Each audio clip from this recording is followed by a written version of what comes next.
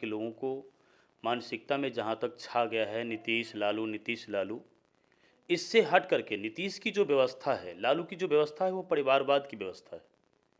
नीतीश की व्यवस्था को बिहार के लोग किसी दृष्टिकोण से देख ही नहीं रहे। लग रहा है जो जन स्वराज पार्टी में हर वर्ग को जगह मिलेगी, अपना स्थान मिलेगा वहाँ पे। आबादी है उसको उस प्रकार से उनकी भागीदारी मिलेगी, महिलाओं को, इसके बाद अति पिछड़ा वर्ग के लोगों को, इसके बाद जो एससी एसटी समाज के लोग हैं, जो अल्पसंख्यक वर्ग के लोग हैं, सभी वर्ग के लोगों को उसमें समान अधिकार मिले। जन स्वराज पार्टी बनकर के चुनाव भी लड़ेगी और यहाँ तक कि 243 विधानसभा सीटें बिहार में हैं, उन सभी सीटों पर जन स्वराज चुनाव लड़ेगी। ऐसा नहीं है प्रशांत जी का कहना कि मैं 243 के बदले 242 पे लड़ूंगा, यानी सभी विधानसभा सीटों पर जन स्वराज पार्टी चुनाव लड़ेगी, इसकी पूरी तैयारी जी। हर गांव जा रहे हैं, हर जगह पैदल यात्रा कर रहे हैं, उनका केवल और केवल एक उद्देश्य है कि यहाँ के लोगों में व्यवस्था परिवर्तन करने की ओर मानसिकता को बदला जाए। नमस्कार, मेरा नाम सीमा पाठक है और आप देख रहे हैं स्वर लोकल।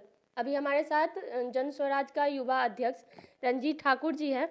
इनसे हम बात करते हैं और जानते हैं कि जन स्वराज पार्टी जो लगातार बिहार में हर जगह पैदल यात्रा निकाल के अपना अभियान शुरू कर रही है और अपना आगे आने वाले टाइम में इलेक्शन भी लड़ने की बातें आ रही है। तो इनसे बात करते हैं, जानते हैं क्या कुछ बातें हैं, क्या कुछ तैयारी हो रही है पार्टी का और क्या कुछ मकसद है। क्या लग रहा है जहाँ बड़ी बड़ी पार्टी है बिहार में, वहाँ पे जन स्वराज अपना काम कर पाएगी। बहुत बहुत स्वागत है सर आपका। धन्यवाद सीमा जी आपको।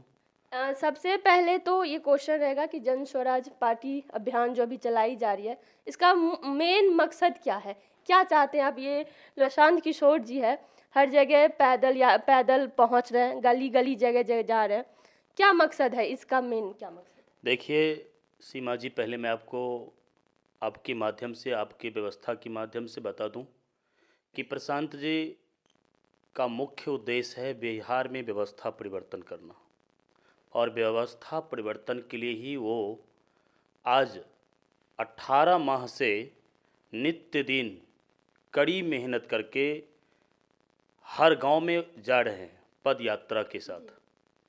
और जाने का उनका मुख्य उद्देश्य ये है कि बिहार में अभी भी समाज के लोग अंतिम पायदान में खड़े हैं, जिनको अपने अधिकार और अपने कर्तव्य के बारे में पता नहीं है। प्रशांत जी हर गांव जा रहे हैं, हर जगह पैदल यात्रा कर रहे हैं, उनका केवल और केवल एक उद्देश्य है कि यहाँ के लोगों में व्यवस्था परिवर्तन करने की ओर मानसिकता को बदला जाए।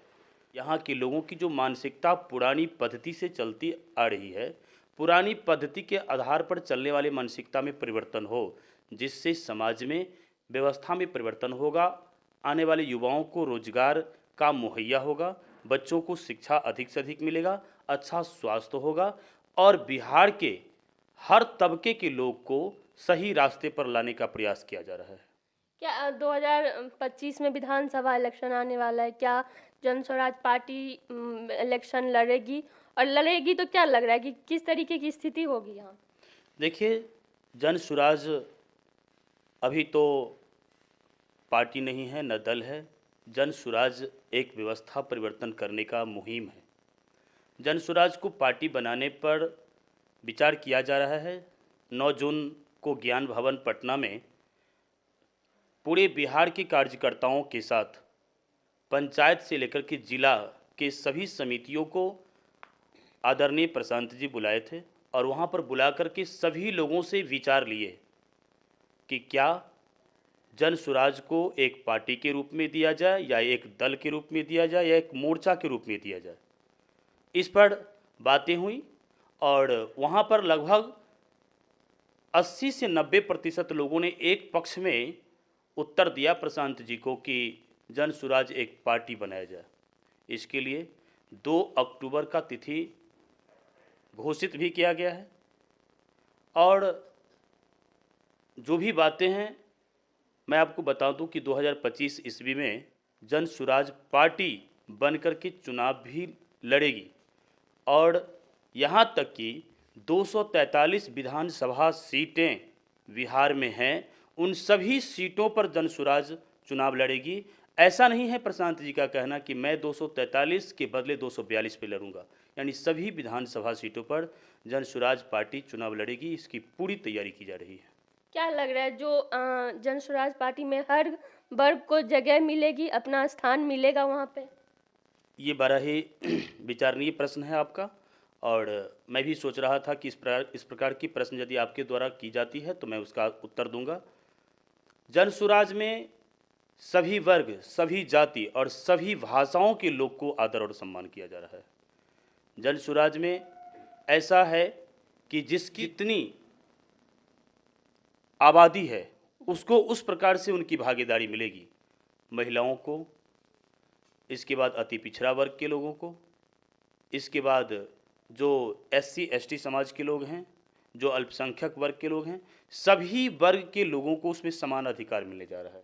जिसमें महिलाओं को तो काफ़ी बढ़ चढ़ कर के हिस्सा लेने की बात हो रही है, अति पिछड़ा समाज के लोगों को काफ़ी बढ़ चढ़ कर हिस्सा लेने की बात हो रही है। प्रशांत जी का मुख्य रूप से इस प्रकार की सोच है। जनसुराज में उन्होंने विचार को दिया है कि समाज के सभी वर्ग के लोगों को एक व्यवस्था परिवर्तन करने के लिए सभी वर्ग के लोगों को ऊर्जा को निहित किया जाए।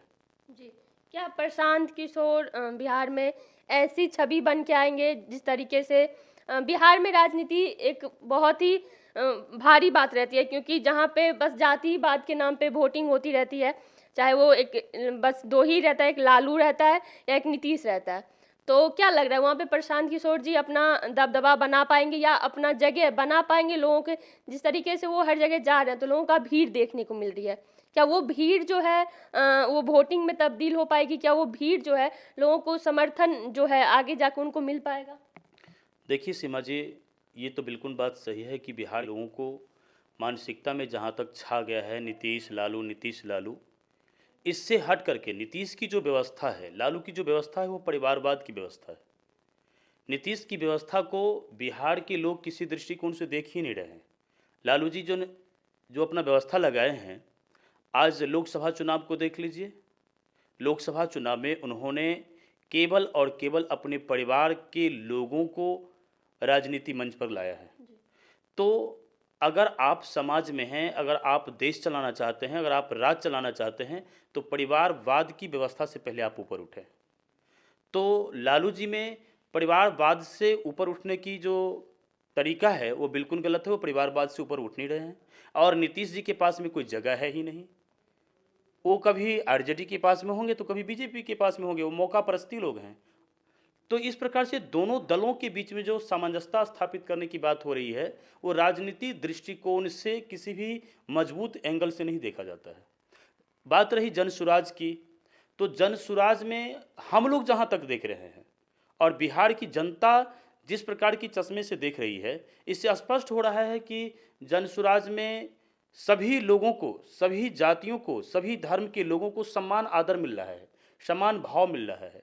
और जनसुराज के प्रणेता प्रशांत जी का कहना है कि हमें किसी भी राजनीतिक दलों से कोई लेना देना नहीं है, हमें बिहार की व्यवस्था परिवर्तन करने के लिए अपनी जनसुराज व्यवस्था के तहत एक मजबूत राज्य, एक मजबूत व्यवस्था लागू करना है। इसके लिए उनका हमेशा प्रयास रहा है।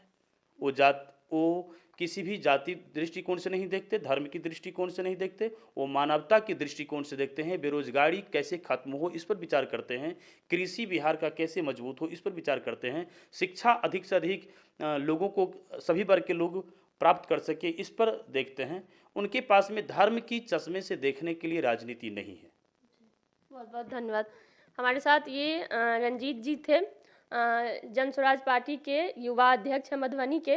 क्या कुछ कहा उन्होंने, आप लोगों ने सुना। और सबसे बड़ी बात है कि राजनीति मोड़ में आगे क्या कुछ होता है वो तो देखने वाली बात है, क्योंकि 2 सेकंड में चीज़ें पलट जाती है।